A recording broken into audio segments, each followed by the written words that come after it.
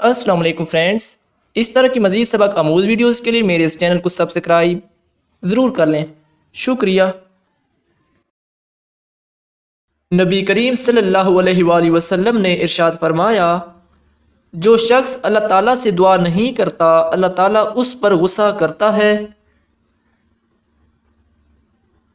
نبی کریم صلی اللہ علیہ وآلہ وسلم نے ارشاد فرمایا، تم اللہ تعالیٰ سے ایسی حالت میں دعا کیا کرو کہ تم قبولیت کا یقین رکھا کرو اور یہ جان رکھو کہ اللہ تعالیٰ غفلت سے بھرے دل سے دعا قبول نہیں کرتا۔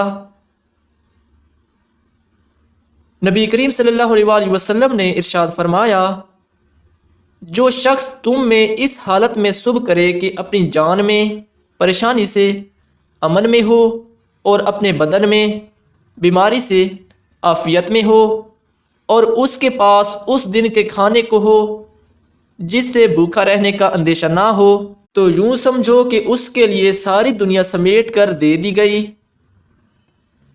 نبی کریم صلی اللہ علیہ وآلہ وسلم نے ارشاد فرمایا، تیر اندازی بھی کیا کرو اور سواری بھی کیا کرو۔ نبی کریم صلی اللہ علیہ وآلہ وسلم نے ارشاد فرمایا، مسجد سے کوڑا کباڑ نکالنا بڑی آنکھوں والی حوروں کا مہر ہے۔ نبی کریم صلی اللہ علیہ وآلہ وسلم نے ارشاد فرمایا، ان قریب اخیر زمانہ میں ایسے لوگ ہوں گے جن کی باتیں مسجدوں میں ہوا کریں گی، اللہ تعالیٰ کو ان لوگوں کی کچھ پرواہ نہ ہوگی، یعنی ان سے خوش نہ ہوگا۔ نبی کریم صلی اللہ علیہ وآلہ وسلم نے ارشاد فرمایا، لوگوں پر ایک ایسا زمانہ آنے والا ہے کہ اس میں صرف اشرفی اور روپیہ ہی کام دے گا۔ نبی کریم صلی اللہ علیہ وآلہ وسلم نے ارشاد فرمایا، دلوں میں ایک قسم کا زنگ لگ جاتا ہے، یعنی گناہوں سے، اور اس کی صفائی استغفار ہے۔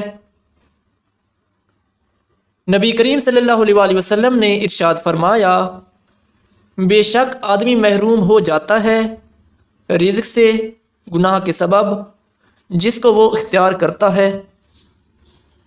تو دوستو، اس طرح کی مزید ویڈیوز کے لیے ہمارے اس چینل کو سبسکرائب ضرور کر لیں۔